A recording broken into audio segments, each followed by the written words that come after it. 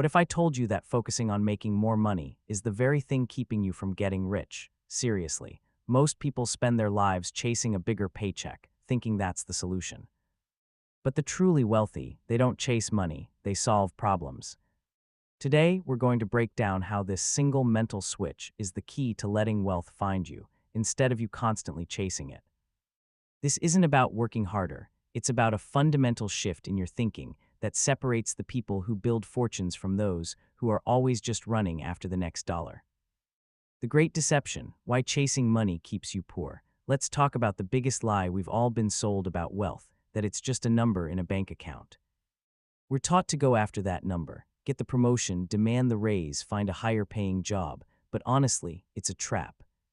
When your only goal is to make more money, you give off a vibe of desperation. Clients feel it, employers sense it, and big opportunities, weirdly enough, tend to stay away. Think about it. When money is your only motivation, you start making decisions based on short-term cash needs instead of long-term value. You take the job that pays a little more today, even if it teaches you nothing for tomorrow. You might start job hopping for tiny salary bumps, never staying anywhere long enough to build deep expertise or a powerful network, the very things that unlock massive opportunities later on. This focus on the next paycheck prevents you from developing truly valuable skills. You become trapped on a treadmill, running faster and faster just to stay in the same place. You have no time to invest in yourself, build systems, or learn something new. Your only option is to keep grinding. This money-chasing mindset creates what I call psychological poverty. Even if you're making a good income, you never feel like you have enough. You hit $100,000 and immediately start craving $150,000 because your identity is now tied to your income. The goalpost is always moving, leaving you feeling anxious and unfulfilled. Chasing money as the main goal just doesn't work. Money isn't the engine of wealth, it's the exhaust. It's the natural byproduct of creating real value. The rich mindset: from chasing money to solving problems. So what's the secret of the wealthy? They don't chase money, they attract it. And they do this by focusing on one thing: solving problems. The wealthiest people, the real game changers, they obsess over solving problems that matter to other people. They understand a simple, universal truth: the world gives you money in exchange for value, not because you really, really want it. Your income isn't tied to how many hours you work, it's tied to the size of the problems you solve. A surgeon isn't paid just for their time in the operating room, they're paid for their rare ability to solve a life-or-death problem. This means you have to change the question you ask yourself every day. Instead of "how can I make more money?" start asking, "what problem can I solve?" or "what value can I create for others?" Think of every dollar out there as a vote. People vote for things that solve their frustrations, make their lives easier, or help them become who they want to be. The more people you help and the bigger the problem you solve for them, the more votes you'll get in the form of cash. This approach completely changes the game. You stop being a hunter chasing after prey and become a magnet, pulling opportunities toward you. When your focus is on impact and service, your earning potential becomes infinitely larger than what just chasing a salary could ever offer. This is the core difference between having a job and building an asset. The goal isn't just to work, but to build something that creates value, whether you're physically there or not. If a light bulb just went off in your head, do me a quick favor and hit that subscribe button. We're about to go even deeper, because this problem-solving mindset affects every financial decision you make, including how you spend the money you already have. The myth of cheap V's. The power of value. The money-chasing mindset has a very close cousin, the cheapness mindset. Most people think being rich means spending as little as possible. But there's a huge difference between being cheap and being smart with your money, a distinction the wealthy understand perfectly. Being cheap is all about the lowest price, usually at the expense of quality. It's short-term thinking that almost always costs you more in the long run. You know what I'm talking about, buying that $20 pair of shoes that falls apart in 6 months. You just have to replace them over and over. Someone with a value mindset might buy a $100 pair of shoes that lasts for 5 years. The cheap person ends up spending more money over time while constantly dealing with stuff that sucks.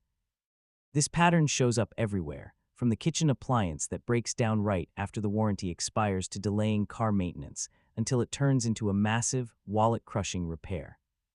True frugality, on the other hand, isn't about the lowest price. It's about the best value. It's about being efficient and effective. People with a wealth mindset make intentional, sustainable choices.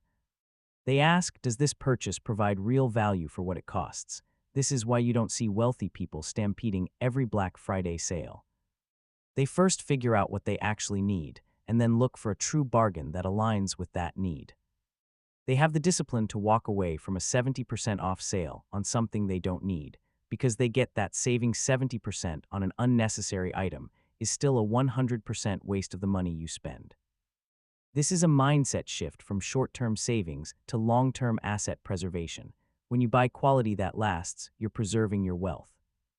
When you're constantly replacing cheap junk, you're draining it. This is how you go from thinking like a consumer to thinking like an investor in your own life, shattering your financial identity.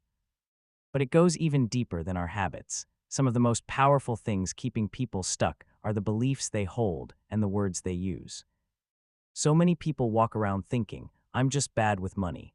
Every time you say that, you're giving your brain permission to make bad financial decisions. You're literally programming yourself to fail. A person with a wealth mindset refuses to accept that identity. Instead of I'm bad with money, they'll say, I'm learning how to master my finances. That simple language swap creates a psychological shift from a fixed state to a growth path. They also ditch the idea that rich people are just lucky. They know that luck is what happens when preparation meets opportunity. Another toxic habit is what I call it's just thinking. It's just a $5 coffee. It's just a small subscription.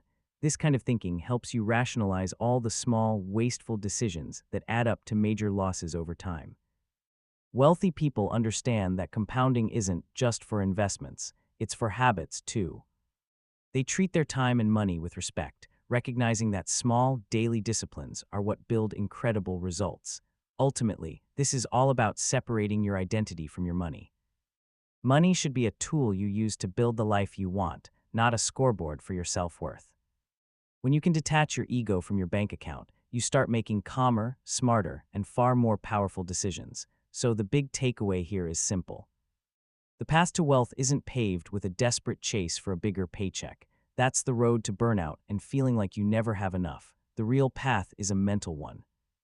It starts when you shift from chasing money to solving problems. It's about transforming your thinking from a consumer to a creator, from prioritizing cheapness to demanding value. From seeing yourself as a victim of your finances to becoming the master of them. Stop asking what you can get, start asking what you can give. Focus on the value you can create, the problems you can solve, and the people you can serve. Become so good at what you do that you become the solution someone else has been looking for. When you do that, you won't have to chase money ever again. It will come looking for you. You now have the core mental framework that separates the rich from everyone else. But knowing isn't enough, you have to do it. So my question to you is this: what is one problem you can start solving this week? It doesn't have to be world-changing. It can be a problem at work, in your community, or for a potential client. Drop your commitment in the comments below. Let's make this the week we stop chasing and start solving.